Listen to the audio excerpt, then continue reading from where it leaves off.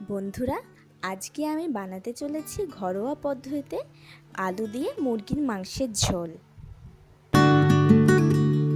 আলু দিয়ে মুরগির মাংসের ঝোল বানানোর জন্য লাগছে 250 গ্রাম চিকেন এবং ম্যারিনেট করার জন্য পেঁয়াজ কুচি, কাশ্মীরি লঙ্কার গুঁড়ো, জিরের গুঁড়ো এবং অল্প তেল দিয়ে মাখিয়ে রেখে দিতে হবে 5 মিনিট। চিকেনগুলি ম্যারিনেট হতে দিয়ে মিক্সারে টমেটো কুচি, পেঁয়াজ কুচি, কাঁচা লঙ্কা, আদা, 5 কোয়া রসুন দিয়ে পেস্ট করে নিয়ে রাখতে হবে। 5 মিনিট পর ওভেনটিকে অন করে কড়াই বসিয়ে পরিমাণ মতো অল্প তেল দিয়ে তেলটিকে একটু গরম হতে দিতে হবে। এরপর তেল গরম হলে কেটে সিদ্ধ করে রাখা আলুর মধ্যে একটু হলুদ, লবণ মাখিয়ে কড়াইতে ভাজতে দিতে হবে।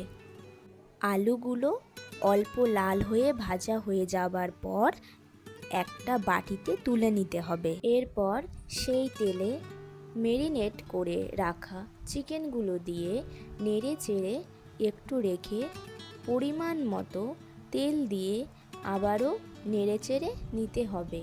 এরপর চিকেনগুলি হালকা ফ্রাই হয়ে এলে তার মধ্যে অল্প টমেটো কুচি দিয়ে পেস্ট করে রাখা মশলাটি দিয়ে তার সঙ্গে অল্প কাশ্মীরি লঙ্কার গুঁড়ো, জিরের গুঁড়ো, পরিমাণ মতো হলুদ, লবণ দিয়ে ভালো করে নাড়িয়ে নিতে হবে।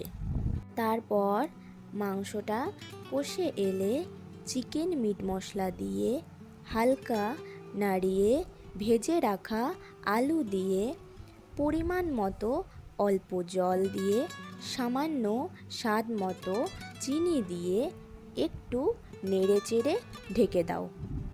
10 থেকে 15 মিনিট পর ঢাকনা খুলে মাংসটি হয়ে এলে তার মধ্যে অল্প কুচি করে রাখা ধনেপাতা এবং গরম মশলা দিয়ে গরম গরম মুরগির ঝোল পরিবেশন করো।